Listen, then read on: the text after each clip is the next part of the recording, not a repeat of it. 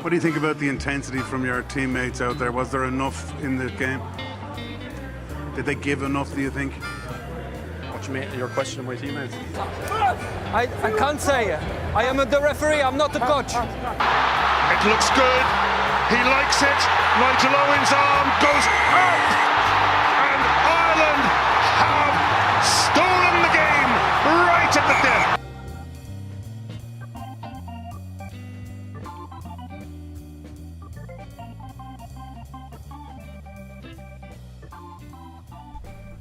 Okay, hello and welcome to episode 8, I think, of the Charge Down. So I'm here again with Neil and Dave and myself, Rob. Six Nations, so it was a busy weekend last weekend. We'll just dive straight into it, having a look back. We'll start with Scotland, Italy. Scotland, I think, were fairly impressive. Kinghorn with 3 tries. Got a bit sloppy towards the end, it led Italy in. Would have been interesting if it lasted under 10 more minutes, but yeah. What, do you think Scotland would have capitulated if it had been another 10 minutes? Or they just would have ran them closer? I think they would have pushed them a bit. Like, it was interesting that Italy they're not starting well, but they're finishing well. I think you have to look at that through the lens of Scotland knew that game was won. True, yeah. Like, it's disappointing for them that they managed to concede 3 tries, but they also managed to score a try when they were down a man at the end. They'd be happy enough with the performance. A bit puzzled how Bergkamp gets a hat-trick and is then demoted to the bench. Yeah, But they obviously think Maitland is... Yeah, I know Maitland's good, but they're looking at that from some sort of targeted perspective. It's not a case of, like, completely arbitrary. They're obviously not saving him, because this is, like, a very important match, but I mean, they think Maitland can offer something that he can't in terms of some sort of tactic that they're going to try to exploit. I wouldn't be looking at Maitland versus Kinghorn. I'd be looking at Seymour versus Kinghorn, because I think Kinghorn is not better than Seymour. Seymour had a great start to his career, but he hasn't his Scotland career. But every time I've seen him over the last year and a half or so, he hasn't really been that good. So, well, he's obviously Mr. Consistency, isn't he? Not He could be the Rob Kearney to that Scottish backline. That could be true. We don't know. He might provide some. He might be calling things in that defensive line. We just don't know. So I doubt it, Did you think that Stuart Hogg's try was a try? Yeah, it looked... I didn't think it was a try. I thought he knocked that on personally. I was rather frustrated by it. And again, the way Italy finished, that could have been a whole different ball game there. Mm. But do you think like the bonus point thing is almost bad in a way? No, I like it because. But I get it. I see the benefits of it. But then there's also the team turns off the second they get the winning bonus point if they're like a certain bit ahead. Yeah, but they turn off if they're that many points ahead anyway. I don't know. I think back in the day there was the Like, incentive you still have the to. points difference to work for as well. So. Yeah, but I think the points difference was more emphasised True. before the bonus point because that was the only light at the end of the tunnel, so to Yeah, speak. but you're always annoyed if you play really well against everyone and then you'd lose the points to them because Italy played terribly that day against someone, or you were away to Italy and they played real well and kept it close enough. Who? Oh yeah, Tommaso Allen was the starting 10 for Italy, wasn't he? Yeah. Do you think McKinley played any sort of role in the Italy turnaround when he came on?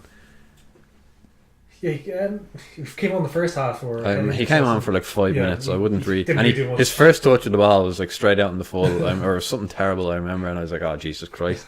making us look bad over here, McKinley. But I thought Tommaso Allen looked rocked as well. I was surprised to see him coming back on. He almost looked physically ill. He was quite nauseous, stumbling a bit. So I was surprised to see him coming back on.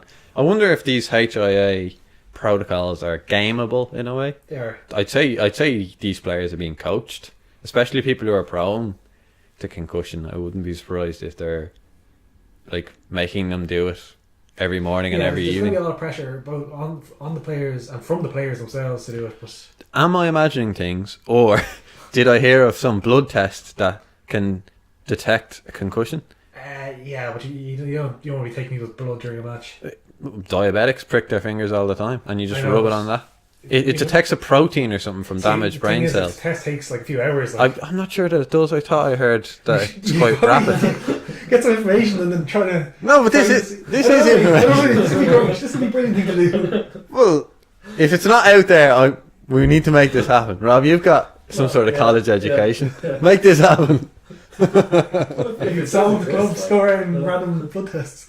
It's Theranos Mark II. Does it work? Maybe. I don't know. Gets your concussion away. We're leeching the players. Well, back to the Italy-Scotland game. So Parise, Yeah. he breed a record, did he, or something? Yeah, most Six Nations appearances. Took it off Bod. He has over 100 Six Nation losses now. I remember they said that in the commentary section. It was like he has 135 matches and 100 of which are losses. I was just like, Jesus Christ, that's like damning as hell. How does he keep going? And he always turns up as well. Like it's I don't know. Like sometimes he does like stupid stuff and he gets excused because he's Parise. like that time Drop that goal. no one else wanted to take the drop goal, so he was like, screw it, I'll just have a lash. He does that sometimes when they're like building pressure. He does like a drop goal thing and he goes nowhere near it. He just puts his hands up like just threw in a possession for Parise. But I understand like if you're the best player in a team, it's terrible. He really tries. Like he tries to carry them so much. Like I just remember he forces so much stuff because he's like, I have to do something crazy here to make it work. I think Conor Shea said like Italy have improved, but everyone else has improved much more, which I think is a fair enough assessment. Because What? I remember a few years ago the Six Nations was pretty stodgy stuff, and like Italy were terrible. The games would be maybe close enough because the games were back then, but like I think they're definitely more skilled than they used to be, more able to pass and run and play the ball. Just not as good as the other teams. I don't know that the other teams have improved more than Italy. I would say the results are more or less the same, but I just think it's sort of a linear Results-wise, it progression. might be the same. But I think the four home nations definitely are more comfortable on the ball. They're better systems all around, and they're. What I'm especially saying in is, the Celtic nations, they seem to be athletes in positions as opposed to just the person that can fulfil the role. well, what I'm saying is, I think that compared to Italy's progression, it's roughly equivalent. Because I suppose at the top of the game, it's a lot harder to improve than it is if you're like a True. lower tier team. You know what I mean? Because like Ireland now at this point, we're second in the world. It's very small margins we're trying to improve on, whereas Italy have a lot to work on. Like I suppose it's probably a bit more of a player thing with Italy as well. Yeah, you don't have to take a long term run at it, But yeah, the likes of Campagnaro, like where did these people come from? but the under 20s for Italy have been good the last couple of years. They actually beat the Scottish under 20s in Scotland last week. And a few years ago, Campanera was in one of the good bunches of under 20 players, and they had a couple of other backs. I can't remember them off the top of my head. I think Vendinetti, is that his name? You know, the big. Yeah, he's big. I think he was one of them a couple of years ago. So like they're improving in that regard, but that thing takes time. Like if you implement a good youth system, it's going to take 10 years for people to start churning out. Maybe a bit less for some people, but. Do you think they'll stick with Conor Pope, like? Or O'Shea. Conor O'Shea. How do I do this every single week? I always manage to just fluff a name at least once. Conor Probably a O'Shea. charm. Probably not. But I'm not really sure like who's available who can do a better job. It's on one hand you're like, oh, it's international rugby, it's Yeah. very desirable. On the other hand, it's Yeah, but if someone who's not overly concerned about a winning record, available and willing to go to Italy. Well, this is why I would make the case for keeping Conor O'Shea, because they probably don't expect much success. They obviously want it, but given their history, they're not like, okay, we need to get... Sort of like Irish football. Irish football is like, we need to get back to where we were in around 2000 and then like in the 80s or whatever. So, but Italian rugby has never really hit those highs. Not to say that Ireland was particularly high, but... So you know what I mean? If they stick with him, unless they start dramatically going down, I would say you have all the resources you need, stick with your development plan and we'll see how it goes, rather than chopping and changing. I think chopping and changing wouldn't benefit them at all, to be honest. Yep. Alright, I think that's Italy, Scotland done. We didn't focus on Scotland. We will. We will, like when we're talking about Ireland, we'll delve into Scotland a lot. I suppose that would be relevant. Tricky Scotland. Okay, so the other match then was the Wales versus France game on the Friday. What a cluster.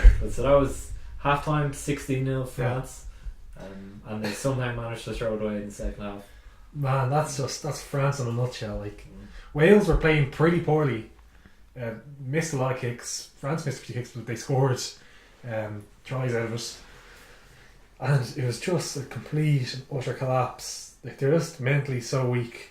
I can't think of another team that would collapse like that. I can't think of another team in any sport that would collapse like that, let alone in a rugby club or like international. It's uncanny. Like it would almost be hard to do without like deliberately throwing the match. You know what I mean? And these are seasoned players. It's not a case of this rookie upstart with 3 caps made a few mistakes. Fahimine has been around, Huget's been around, and these are just making stupid individual errors. You know, you wouldn't expect it. Like Wales would be very happy to manage to get out of that game with a win. Like that was a possibility of ending their Six Nations challenge on the first week. What is this with ending the challenge in the first week? I dispute It's this. very hard to win. I Six Nations. understand that, but I would say if you lost a home game on the first week, I would almost buy into that. But to lose away in Stade France on the first weekend, when you say close rival Ireland also lose, but at home on the first weekend, France. He said Toulouse. what? He said Toulouse away. No, I mean for Ireland to lose at home. Oh God! Oh no! So you're Wales and you're looking at that and you're like, okay. Like I was trying to bully people during the week about saying like it's not such a lost cause for Ireland really. And now if we lose this match upcoming, I would say absolutely 100% lost cause. But with the bonus point system and all that, like Wales could easily beat England, or France could beat England, or Scotland even could beat England. You know, a bad day, anything could happen. So I don't think the first weekend is as important as it was. I think that French game is something you need to win if you're going to win, because they have us at home and England at home, and both of those games will be very tough for them. And Scotland as well at home. Like they can't really afford to play like that against one of the other home nation teams. They'll just lose. So the Wales have the first 2 games are away and the remaining 3 are at home. I believe so. I'm not 100% sure on. No, Scotland game will be in Murrayfield, I believe. Okay. Because they hammered Scotland home last year. They got into a massive lead very early on. So yeah, Scotland's in Murrayfield, but yeah, 2 were the last game for them, so it must be England at home next after Italy match. I thought Anscombe looked shaky. Yes, Bigger Missed was a few much better for easy the enough conditions. kicks. And did they just shift Anscombe to full back or something when Bigger came on, or take him off entirely? I think they might have just shifted him to full back. I can't tell you actually. I suspect they may have done, because I think you want to keep him there or thereabouts. We know he's a good player, and I feel like taking someone off when they can be shifted is probably a bad message to be sending. You know, it's sort of like the Henshaw Not stuff. necessarily. Like you could say, like if you want someone else on for this. Yeah, well, I mean, to me it was a weird thing to start Anscombe in the first place. He seems more like a bench player to me, given that he can cover. Like I've never seen Bigger cover full back. So you want someone who can cover multiple positions on the bench. Bigger is proven at this level, whereas Anscombe, I'd say, is more of a gamble. So, how did you just think the Welsh back row got on? Probably.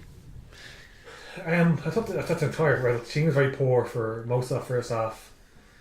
They missed a lot of tackles, which is very unusual for a Welsh team. There was all at sea. They were making bad calls at the line out. In the second half, they just turned up and Just put a pressure little bit on. of pressure. Yeah, a little bit. That's what I'm saying. Did Wales turn up, or did France just become so absolutely shit that and a completely average Wales ended up looking fairly? For the George North try, there was 2 terrible passes before the interception. They They panicked. Stopping Everybody's head just went. Yeah. Who- They had absolutely no idea how to win that game, which is crazy for a professional team. These are good players. Where's the leadership? Garado seems like a solid leader to me. Like, You saw that quote during the week where Van Nina Yeah. was the ref came up to him and was like, what's your call as captain? Yeah. And he was like, I didn't know I was captain. Like apparently they're No one told you. The staff did not Disarray. warn me. Imagine- It's just like literally 15 lads showed up like 10 minutes before the match and they're out on the pitch. I'd go as far to say that we could coach the French team. We literally just play videos from no. 10 years ago. do this, 20 do years this. ago. Yeah, I think it's just so dysfunctional behind the scenes. I think I saw a tweet about Toulouse coached France. Guy Guinoves. Is getting now paid off massively from him because they basically fucked around with his contract, and they got rid of him to get Brunel, who's the current coach. It's also a complete mess. At some point, questions have to be The asked. reverse of what Ireland has done since professionalism, they've done it. They're But- making the least out of their resources. These people aren't bad coaches per se, and to me, at some point, the question has to be asked: where does the responsibility lie, with the players or with the coaches? You know. And the system itself, to be honest. Yeah, I get what These you're battles saying. with the clubs, the players are getting wrecked, and they're all like unfit and overweight. Most of them. There's only so much a coach can do at that stage, and especially like in between the Six Nations, like his players are going to be playing against each other in the gap week. Yeah, some of them can't, but some of them will be. Anyone who hasn't started, I think, can't play. That's pretty grueling. Yeah, and they will be playing. Like You see how grueling these internationals are. Like, there's lots of injuries, big players, and all that. It's crazy to think that they'd be asked or called upon. You know. some positive for France. I thought Pickmo's played very well. He seemed to be back to his best. But does that even matter in the context of that team? Like, I thought Lambie, you were very impressed with Lambie as well. yeah, he came on, took the game by the scruff. He's a young lad. He's making yards. He reminded me of James Ryan a bit. Showed composure, climbed a few lineouts. Like, generally just impressed. I was going to say on the benefit, the plus side, I forgot to mention this: the disgrace of the tight end who started, Antonio. Why is he disgraced? He can't last half an hour of rugby. Like you can't have a player that can't last half an hour. But he's big, and the French love that. I know, but he's not a good scrummager. Like he's there to be big for 30 minutes, and that's But it. the French love that. They cheer him whenever he does Yeah, anything. that's the reason why you're. And he's taking a knee again. The French crowd love it. And the mind boggles that, like, if you're sacrificing so much in a player, you don't get anything. I mean, they have to be picking him for a reason. Yeah, they obviously are, but I can't see what the reason is. Because he's not good in the scrum. He makes a couple of carries, and that's it. That's your game plan. He can last more than 30 minutes. I wouldn't say he's done. I know he was injured, taken off, but he was absolutely gassed like 20 minutes of that match. Yeah. I've seen him in the playing for club. He's just unfit. There's no. Yeah, I remember him for Leinster. He's the old HIA guy who Yeah. takes the knee, and you expect to see him back then after 10 minutes. So he can last another 5. I'm back, coach. Put me in. He'd work well in like an American football thing where he got 2 plays and then out with the oxygen. What did you think of Morgan Parra? I haven't seen him play for a while because he hasn't been on the. I was let down by him, I gotta say. He didn't really nail his kick. It was a tough night for kicks, but he wasn't. Le Petit General didn't guide them home to the win. I would call him out just purely advocating for the inclusion of Dupont. I want to see my Dupont. Dupont made it onto the bench this week. Excellent, because he's exciting. I would have started him. I think actually Bastrode is one of the players they need. The big guy. Not just that, but as a leader. Like he will take the game by the scruff of the neck and try to win it for him. Hold on here now. Picamoles and Garado, to me, are two perfectly grand Yeah. leaders. But it seems- Why would you need to throw another one into that Because mix? they need to. Because the back line loses the head. I Usually dives on the ball and gives up 7 points. I don't think Bastero is good for stability. He seems to lose it a bit sometimes. Didn't he get a yellow card for elbowing someone in the jaw there Yes, recently? he's a bit- That's to me, you don't want a leader doing that. Like, But he's not someone who'll go into his shell, especially now. It's start of his career, yeah, he might have, but he's someone who would take the fight to the opposition. Like, and there's so many of these Frenchmen who look away when it needs to be. Once the pressure comes Yeah. on, they completely shrink. I think you just need in this French team as much of those people as even if they're not as skillful or whatever. You need these players who will. when I saw the fighters are- the weather France, eh? last Friday night, I thought this is going to be great for France because they're so big. I was like, they're just going to run into Wales all night and wreck them essentially, which is what we said on the podcast last week. I was like, if France just used their big men to run into Wales and destroy them up front. So And they did that for the half. And that's- They played a really good first half. 16 the forwards, especially, I think. well, yeah, they took their chances when they came and all. But yeah, it's just so frustrating to see. I said it, like, imagine if that was Ireland. Like, would you watch them this week? I'd struggle to watch them this week if that was how they play. Yeah. How is rugby in France still around when this has been the way they have The club been? game is so big and important. I suppose, yeah, they are still turning up on club level. I suppose on to the big one. Well, big one for us. Well, yeah, the one that's still kind of I was miles off my prediction. What was your prediction? I said Ireland by 8 to 10 points. Really? I think I said Ireland by 3. I think we were all very much Ireland by We basically. were all confident Ireland would win. Yeah. I wouldn't say confident. Well, Are we all backed Ireland? No, we said like, oh, I'm nervous feeling about this or something, but we all. quietly, I think we all thought that we'd win. Yeah. Well, I thought we'd win, but I could see us losing. Yeah. If you know what I mean. Yeah. To be honest, I didn't actually see us losing narrowly. I thought this would be a more likely scenario than an hour loss. I suppose from the very first minute of the game, it was going against us. Earls had an absolute howler on that try. Like, Toner should have wrapped Vunipola up a bit more. I noticed that live, and I thought it looked very Yeah. weird. It's like, why are you moving? You don't have to move there. It just looked unusual. It allowed him to get the offload away. It's totally I unnecessary. think Murray could have maybe pushed over a bit more. And they did. There's analysis done on this. Murray can sell him 42 David, but Earls just bit down on it really bad. Like, it's something you saw 20-year-old Academy when you're doing. You're like, you have to get this right. It was so odd because we said Earl was Mr. Consistent, Mr. I didn't say that. I- I don't like girls. And I'm serious. You've heard me say this I don't before. like his eyes. I don't like the look of it. I just don't think. He seems like nervous or something. There's always some sort of element of self-doubt with I mean, Earls he to seemed to me. have got rid of it, but like, he was viciously targeted, and that was 7 points straight out of the gate. So you think he capitulated in that he was targeted, and that's what made him sort of. No, I think there was a bad read from him. But he said he heard on the post-match, well, the interviews during the week, that he was gone from minute 1. Basically, he was injured.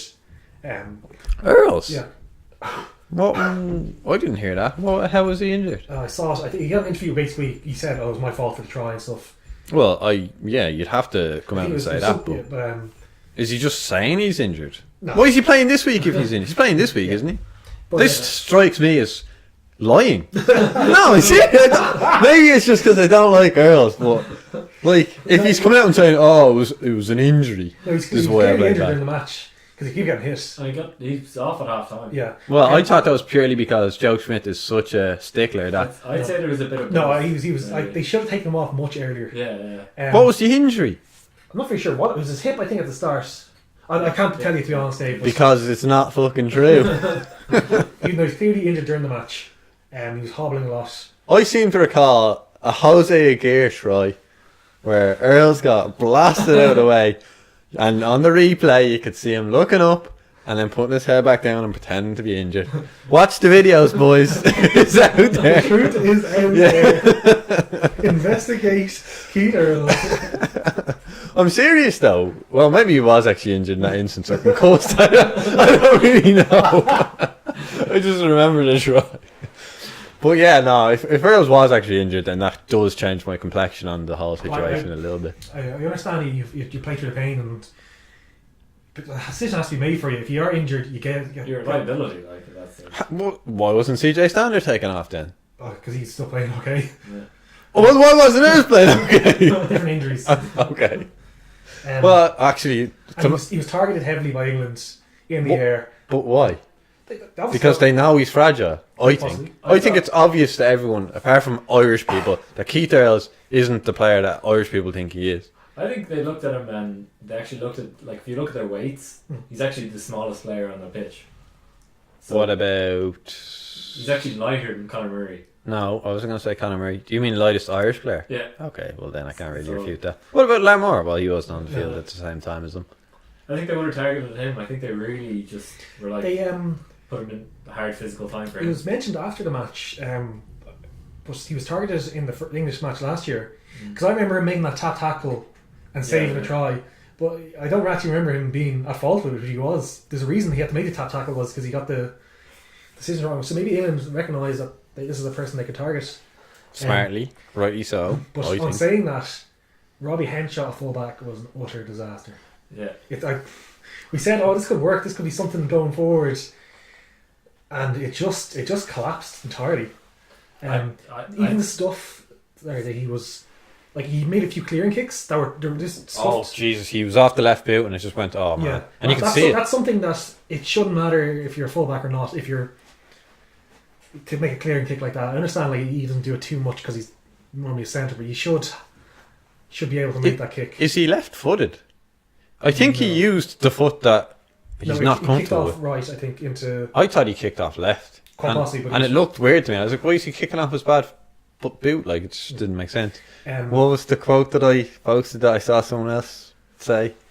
It was, I've seen, Matt Williams on the Virgin Media was like, I've seen milk turn faster than Robbie Henshaw. See, the problem is he was just never in the right position, which meant Earls got targeted, which meant the rest of the kicking game was very good, England. Yeah. And they just kept putting it down there. Like, even if they didn't get anything out of it, they'd get something out of it next time. And James Tracy had a good quote a few months ago in whatever interview. Where he says he knows Rob Kearney's playing because there's almost never a line out in your 22. You're just not defending that.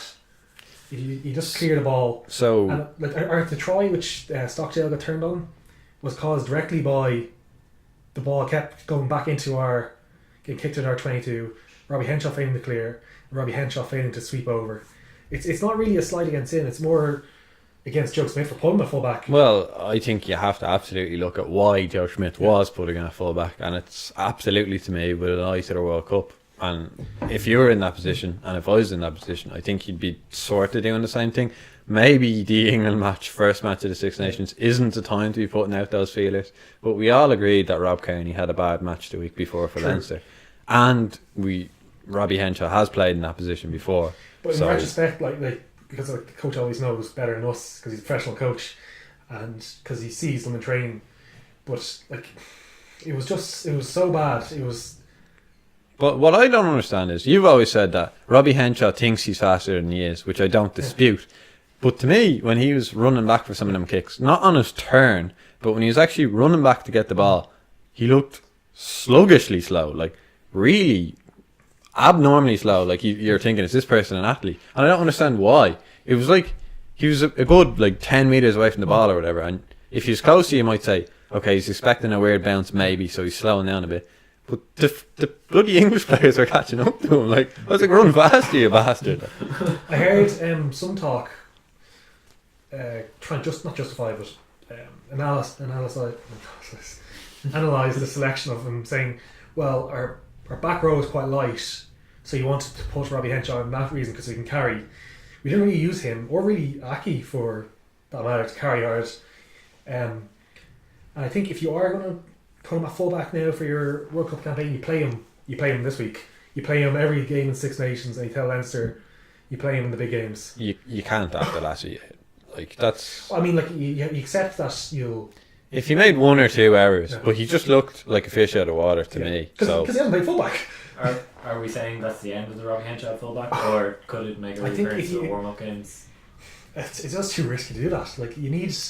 doesn't Andrew Conway play fullback? He does. What's the problem? He's a- Well, okay, But I think it's if you're doing that, if you're putting a player to learn a fullback, you put Larmour at it. I don't know. I 'Cause like Larmour, that you know Larmour can attack from fullback, and he's got... So he just needs experience at all the Yes, other guys, but if you're going to have a fullback who's inexperienced, may as well be someone...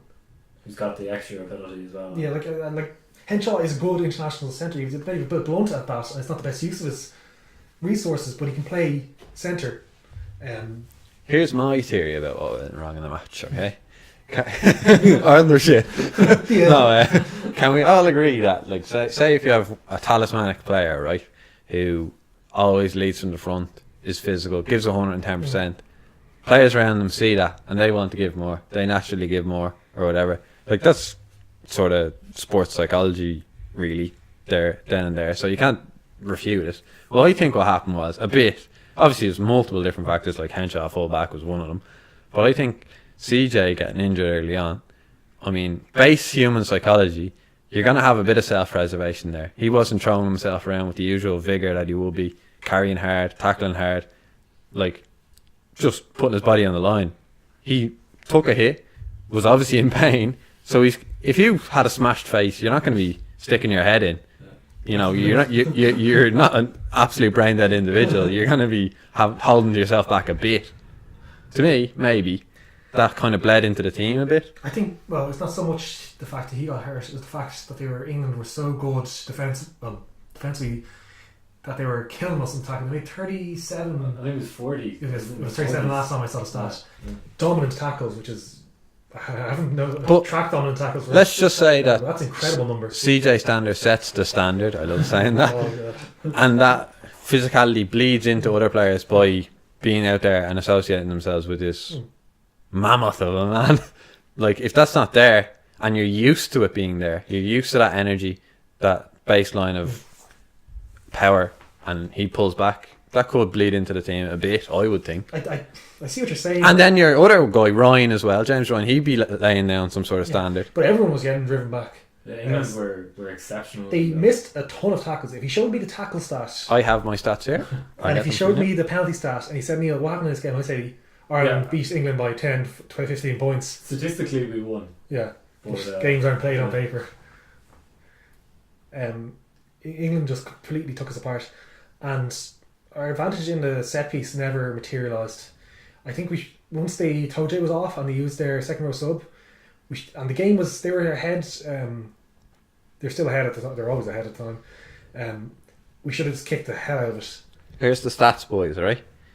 Tackles made, Ireland 115, England 186. So right off the bat, you think Ireland are the attacking team, we have more of the ball, we're going to be scoring more points. Missed tackles, Ireland 13, England 26. Twice as many missed tackles as us. Carries, we had 50 more carries than them. We made roughly 30 more meters than them. We had 20% more possession and 6% more territory. As you say, like, on paper we should have. Well, but is this not an indictment of our attacking game? First of all, like, as bad as we go into how Ireland were and how good England were, this was just one game. Like, going into this, we're second in the world. We just beaten the All Blacks after being Grand Slam champions and tour win at Australia. So we always have to keep that in mind. So would you think it's more of a psychological thing then? No, I think England came to play with great passion. Like, I don't think England can play like that for the rest of the Six Nations. Yeah, they definitely can. I thought they played very well. I thought we were a bit off. And I thought, which worrying is, our half-backs were awful. I wouldn't say awful. Yeah, the kicking was strong. bad, and if we're getting killed at the game line, and not even just stopped, like driven back, and our kicking's bad, we can't win games. That's not like a slight on Joe Smith or anyone else. Like, that's just what our team is built around, and if we can't do that, we're not going to win. Like, we can get stopped at the game line if our kicking's going, their kicking isn't good, but it wasn't. Like, all our box kicks seem to be going into like a bunch of people, and sometimes it worked out, but considering Conor Murray is the best in the world at box kicking, I thought some of his box kicks were quite good. some were good, but like some weren't. Some were bad. Like, I saw someone online claim that they think he's still holding an injury or something. I think which I believe I said within the past few weeks that I think he hasn't looked the same since he came back from that long injury. He was like, oh no, he's kind of really, he's great. No, if I remember correctly, we said he was poor after the extra game at home, and we said that, well, come back to Ireland and we play better. And Sexton hasn't been well since the last few games because it was the game he didn't play well in, and he lost the heading, got injured, and he's back against England and he did not play well. It's hard to look good when you're packed and killed as halfbacks, but what they had, they didn't play well. Did we think Josh van der Fleer lived up to his usual? He was industrious and not very effective. yeah. I saw someone saying that we need more of a Jackling. Yeah, Someone with more physical presence in the breakdown. Levy or Sean O'Brien could get some turnovers while Van der Fleer gets burst away. Like, his stats are pretty good if you look at him. He makes loads of tackles. He makes most tackles at one stage. He's generally always 20 plus in terms of tackles, which is very good. But not much else. That's the only problem. Especially when your rest of your pack's getting killed. And that is a lightweight back row against England. But England had a light enough back row, if I remember correctly. Vunapola's the big guy. And Wilson. I don't think Wilson or Curry are particularly big. They're more in line with Van der Fleer. But Vunipola is quite sizable. Oh yeah, absolutely. I'm not denying the fact that he's huge. And the rest of their pack, on their back line with Tuolagi and Noel. Tuolagi looks slimmed down a bit, I He played thought. very well. Yeah, absolutely. Like the rest of their pack carried well as well. So like, well, we were basically relying on Furlong, Stander, and a bit of Healy to. But Stander wasn't there, Neil. He had his face. The self-preservation was kicking in. No, he's the best for a back row. That'd say a lot. It does. It does. Our back row. A man with a smashed face is the best player out of the three of them. I think Ringrose played very well. There seems to be a mixed bag about how Ringrose played. I thought he played well as well, but I have seen some people saying he didn't play He's great. the only back I think that can hold his head up high. I saw people saying Aki was the best player out there. He threw some bad passes, and that's actually notable that several of our players threw a pass to no one. Like they're expecting someone there, and it just hits the ground. Do you think that's more Henshaw full back not being where he should be? Possibly, but it was trick the entire game. Yeah, that doesn't really happen with Ireland, does it? I can't. It's not like a thematic We only thing. used the loop once, from what I saw. But that could have been they knew England were up so quick that Yeah. getting smashed is a risk on the loop, isn't it? So. They kick it over the top. Sexton did once and made ground and just didn't do it for the rest of the game. Stubborn I thought old our subs Sexton. were pretty good. I thought all the subs were good. Cronin to me impressed. Okay, yeah, but it was just. I think that's another talking point. Is this the end of Best? Like What bothers me about Best is that he's in the captaincy position. If he wasn't in the captaincy position, I think Cronin would be starting, and that's an it's very unfortunate. similar to John Smith and what was the name of the hooker? Who played in Bismarck Saracen? Duplessis. Okay. Bismarck Duplessis was the better hooker, Mm. but John Smith was the good captain. Is Rory Best a good captain? I think he is. He's mannerly when talking to the refs, I agree, but I feel he could be more forceful when talking to the refs. Like I'll take that over Sexton. Yeah, no, you don't want Peter Sexton. O'Malley. But see, think about if he was like 5 years younger, you say okay, it was a bad game or he wasn't as good. But the fact that he's this old and is close to retirement, you have to consider: is this the end? Is it just over for him as an international player? I think his darts are unreliable in pressure situations. Not totally unreliable, but they can go astray. Same with Cronin, so they're equal in that regard. Probably best to get you a few more turnovers. He seems decent at the breakdown, whereas I can't remember the last turnover Sean Cronin got, which isn't an indictment of the man, but they just have different play styles. Like we all know Cronin's strike rate with tries. But just Best seems. Also, it's such a sad thing to say, but I think that Ulster mentality of just poison is The loser mentality. yes. Now, Less of that. for some reason that doesn't stick with Stockdale, but I get a sense of it off Henderson and I get a sense of it off Best. Miasma, despair. Well, yeah. I don't know. It is so hard. Like when you have this man who is the captain, you can't drop him. Yeah. But I don't know. Drop him. If I was in that position, I'd find it incredibly hard, but I think I would. But I'd probably be lambasted for it, like in the media, So I can see why Joe isn't doing it. Absolutely, you stand by the man; he's given you so much, but he just seems a bit lacking. Cronin's lacking as well. Like it's a weird one because we mentioned it a couple of weeks ago about there not being like this steadfast backup hooker. I mean, Cronin has aspects of his game that are great, but I don't know. Best just doesn't fill me with confidence. All right. We'll move on then to next week. Well, actually, it's this week. Ooh. So I don't know what you guys want to talk about. Italy versus Wales. Italy are going to huff and puff and they're going to lose. That's about it. Yeah. Is it in Italy or in Wales? Italy. It's in I don't know. Shit could happen here. Like, The only interesting thing is, can Wales play as poorly as last week, or is it just a blip? look at these Welsh players. N. Smith, don't know the guy. E.D., don't know the guy. S. Lee, alright, I know him. J. Ball, know him. A. Beard, know him. A. Wainwright, literal who? Josh Navidi, yeah. T. Young, probably heard him. A. Davies, again, I didn't know him last week. Is he the guy who started last week, or is that Thomas? Williams started last week. Yes, so Davies, is he the... Yeah, he's good. D. Bigger. I'm showing my absolute lack of knowledge here, but Owen Watkin, like, Yeah. Jay Holmes, Jay Adams. I mean, Italy could do this, lads. Don't write them off. I'm going to write them off. No, don't do it, Neil. Wales for bonus points. Well, yeah, okay.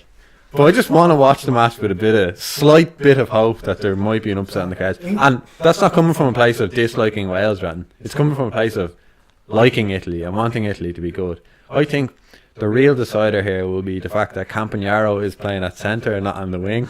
That'll be the 5-point difference that Italy need to beat Wales. Also, Parise. The pressure's off now for Parise because he's got his award. So, I'm clutching at straws here, guys. It wasn't even an award, I don't think. It's just a note. What's that like? Yeah, I can't see out of an Italy win. That's Wales win. Yeah, I'd have to agree. I think, to me, like looking at the Wales team, I think it's a little bit disrespectful to Italy. Well, not really if they keep hammering them. Just a little. Well, yeah, that's why I don't want them to hammer They have them. enough firepower on the bench in case things go wrong to get them out of trouble. Yeah, true. Come on, Italy, though. All right. England, France. Yeah. If France do somehow manage to win that blows the Six Nations entirely open. For everyone. Yeah. But they easily could if they just get their shit together. Even when France get their shit together, they've always struggled in Twickenham. They just can't face England. It's like us going to France. We're beaten before the game started. It's very similar for them in Twickenham. Don't think England will be as physical and pumped up as last week, but they'll be comfortable enough winners, I think, in the end. Like possibly even another bonus one, I think. I'd just be worried for France where if England come out with the same kind of kicking game that they did against us with Uge at fullback, I'd be slightly worried. They got rid of Madar. Yeah. Why? Is he injured? He must be injured. I don't know. I'd want to keep him. Yeah, but they're French. They're French in that they took his teammate who plays on the wing and switched him to fullback and have Fiku on the wing as well. Man, Extra that French system is just There's absolutely. like 5 or 6 changes here. Yeah. But I can justify some of them, like Lambie. I know. but Absolutely you're changing justify the team that. a third of Well, the yeah, team each week. it's definitely fundamentally changed. There's no But way you can build consistency. And Dupont has made it onto the bench, which I think is a good move. But yeah, that's a good move. But this centre partnership, like, why change the centre partnership? I don't think it was that bad. Antmac was very poor, I thought. I don't I know. think he's picked. Bastro, Bastro's still at Toulon, isn't he? Yeah. Like, haven't they been floundering? Yes, well, I think he's been okay.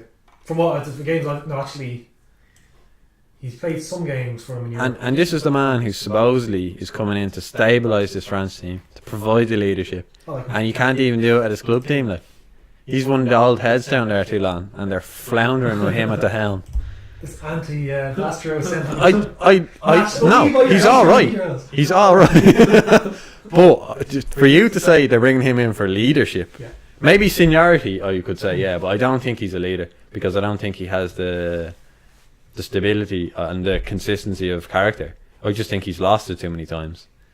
You can see when he's losing it as well, so other team can play off that. Whereas, like, sort of like how people wind up on Mahoney, you know he's going to lose it, so you can kind of get the niggle in there on him, you know. The only thing I'd say about England is if they lose Vunipola, it takes a lot of their team. So if he gets injured, that reduces their potency by quite a lot. I think he's just so important for them. Going forward or in that particular match or both? Both, to be honest. Well, I think going forward, like, they could easily slot Chris Robshaw in there and he'd do it. Can't even finish it with a straight face. Yeah, I'm going England bonus point win.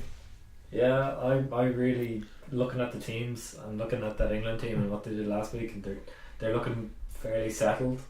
Their backline, I think, is really starting to take shape. Which was a concern going into it. Yeah, so yeah, I'd say fairly comfortable bonus point win for England. Here's what I want to happen. I want France to win. I believe France can win. But I think Italy will... sorry. England will more than likely take it. But I wouldn't write France off by any means because I think they have the player talent to do an upset. We should just record that little clip saying France. You never know if France team's going to come up. They have the players to do it. They might win. And just play it every week. You just search for France in our conversation, Rob. You just drop that in. Yeah, alright. And the big one. The big one. The big kahuna. Ireland versus Scotland in Murrayfield.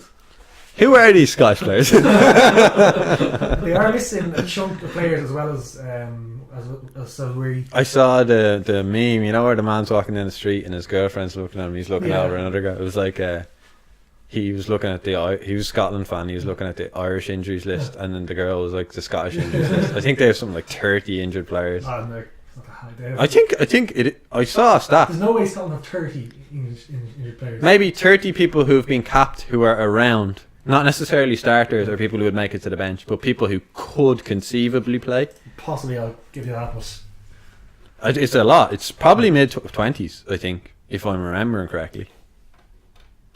Ireland. I know they are missing a chunk though. Ireland are starting to get a bit hit by the injuries now as well. And a lot in the same position. We're missing three. Do you know what's funny? Like, and Ryan is playing injured. we were coming into this finally saying we have a few second rows. This is great, and now it's not so great. Quinn Rooney's time to shine. He came on. He made a big tackle, and he carried. Okay, like he's nowhere near our problems during the week. I love how if a person comes on and makes a big tackle, Neil's happy. Considering the rest of us are getting driven back, the rest of our and he made ground with his carry. That's probably been better starting him than Toner, to be honest. What? How dare you question Toner in my presence? I love that guy. Fit. I know he's out until past the quarter final. That's a big loss. Yeah. Well, it wouldn't be that big if we had someone to step in. What was it one of you guys said? That Rue is the only replacement who can call lineouts. That's kind of damning. No, I heard that. What about Reece Ruddock? Would he not be able to call lineouts? Yeah, but you have to replace him. You have to face Manny then or something. And then you don't have... And if that's assuming he can call a line out like a second row can. What about replacing O'Mahony? Ruddock's not been bad. He's been quite good this season. He just lacks that next I think actually, looking at it, you know what? I would bring in Ruddock for the French match. It's not a terrible idea if we lose someone else. Because they're going to try and beat you up. And we know Ruddock is good in that physical aspect. Yeah. And I don't know, O'Mahony, I think O'Mahony's killing himself out there. Like, he's just always putting, like, he always takes a knee sort of thing. I think he's taking it too far. The man needs to look out for himself. Taking the knees just to slow down the opposition as well. I remember he's clutching his hamstring recently, and I'd just be worried for the man. I think he plays. It's the pride you can see, and I love that. Like, but then I don't because he's hurting himself. So, and we're applauding it like the barbarians we are. Looking at the Scottish team, they're missing about 2 or 3 tight heads. I think WPNL most notable of them. So I think we should definitely go at them in the scrum, considering we're pretty much full strength in the front row department, and we'll have a strong enough second row behind them. Besides from that, the pack is not as good as their back line. I think the back line is the real strength. Yeah, of this team. that's where they're going to beat us. And am I right in saying, is there a storm going on or something? A lot of wind. Here it is. I'm not for sure about Scotland. That could. I think it's actually hitting Scotland worse than it is hitting us. So it could be the tail end of that tomorrow, curtailing some of those Finn Russell long passes, keeping their back line in check. That could go in our favour, because I definitely do think we have the edge in the forwards on paper anyway. But in tie 5, I say assuming what? Look at this background here. Look at it. Ryan Wilson, yeah, grand. He'd probably slot into the Irish team. Josh Strauss and Jamie Ritchie. Josh Strauss can be very good, but he's kind of one of those stereotypical big 8s who carries a big ball carrying number 8, would you say? I would call that, but sometimes he doesn't do the work around us. Jamie Ritchie's relatively new, isn't he? Like he's unproven enough, so he's fresh faced in his photo anyway. I can tell you that. Conan can play well at 8 for Ireland, but sometimes he drifts in and out of games.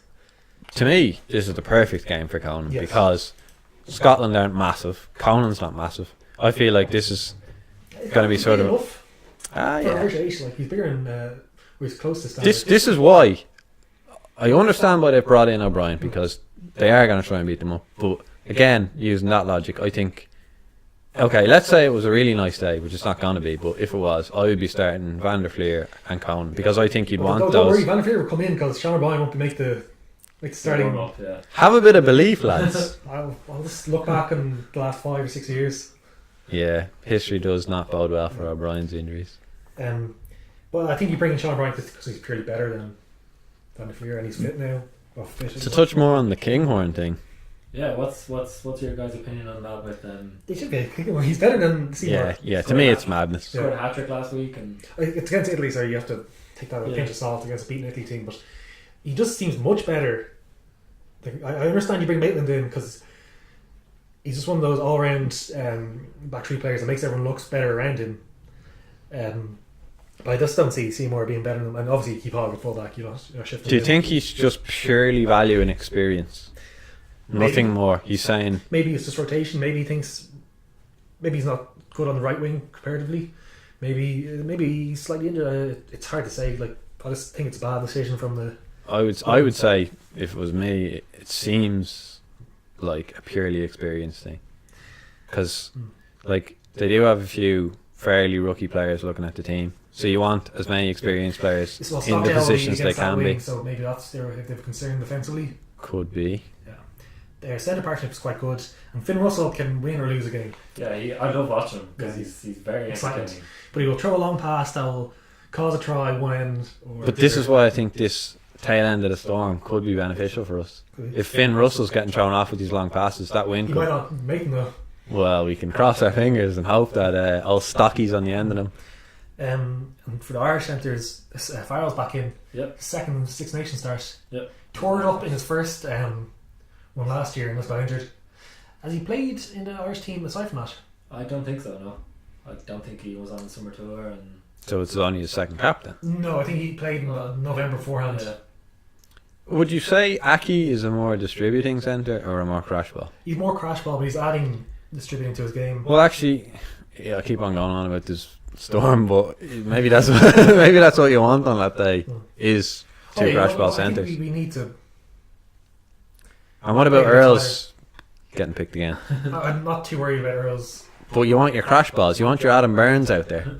Crash ball, boy. Yeah, but you're hoping that Earls doesn't make the defensive error. Well, no, but he's not going to crash ball, is what I'm saying. You want to pack But that he line makes with as many sense. crash balls.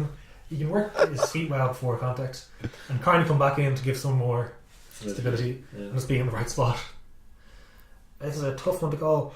If Ireland lose this, it's not inconceivable we can end up fifth in the Six Nations. Yep, very easy. Very similar to England last year, where a great team coming into it and just kind of fall apart a bit. Due to injuries slightly, but we have a very tough game, so we really need to win this to get some momentum back.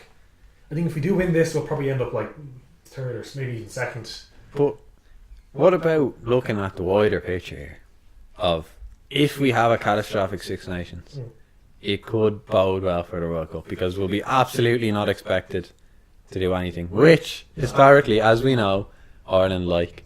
And you said a couple of weeks ago, oh no Dave, but Ireland are over that now and this, that and the other. I think so.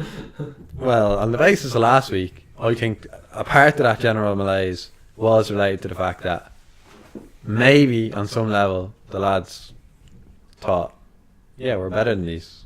We're going to go out here and we're going to did win. say you thought it was very quiet beforehand in warm-up.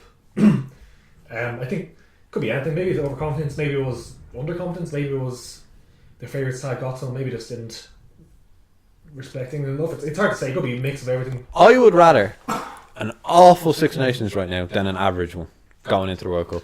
Possibly, but you have to look at momentum. Like it's no guarantee. Well, an average Six Nations doesn't give you momentum unless you finish with a big win at the end but lose all the others, say, or something.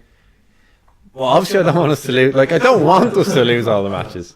The thing is, an awful Six Nations is that puts pressure on you to win a game. Yeah. At the end of the day, our pool is most likely going to come down between us and Scotland. Well, that's another big reason why I think we need to heavily focus on this match. Yeah. Like, because if we lose to Scotland here, they won't fear us. Yeah, but I don't think they fear us anyway. They've beaten us. We haven't won there in a while. Actually, it's 2014. Probably, yeah. No, it'd be 2015. 15. It'd be odd numbers. We lost last time because of the In whole 2017, yeah. bus incident. But Yeah, well, not just that, but What was the bus incident? we arrived much to like half an hour later, the bus was delayed because they got lost on the way apparently, and then Those clever Scottish bastards. That's what we mean when we say tricky. What tricks will they pull this time? But like, bear in mind, like Six Nations, there's a lot of money going for every spot you're up. Like I think it was one stage it was close to $1 million. I was not aware of that, I have to say. So like, there's always something to play for. I never considered that. And we're experimenting by pure virtue of injury, so I have no need to change the team too much. Let's say Johnny has another average game this week. Murray has another average game this week. We lose the match. What do you just do next week?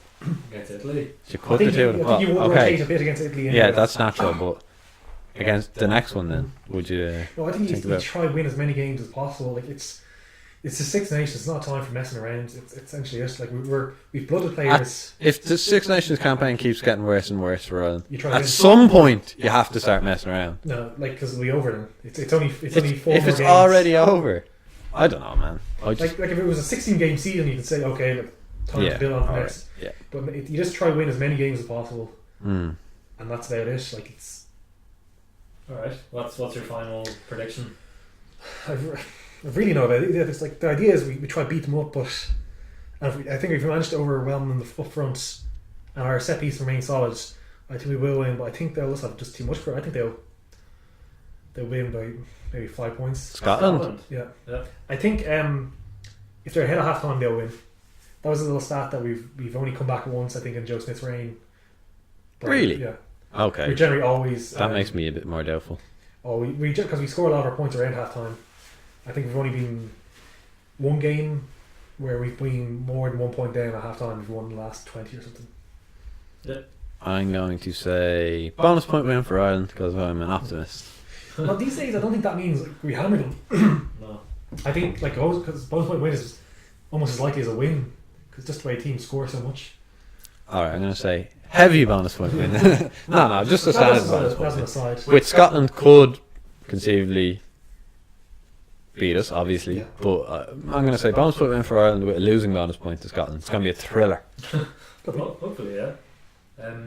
I'd be thinking Scotland will win. Really? Yeah. I'm surprised the two of you have said that now. I think a possible overreaction from myself Yeah. from last week. But I think there's been a very damaging loss, and I think Scotland would be definitely targeting this game, especially because we're going into the World Cup as we mentioned.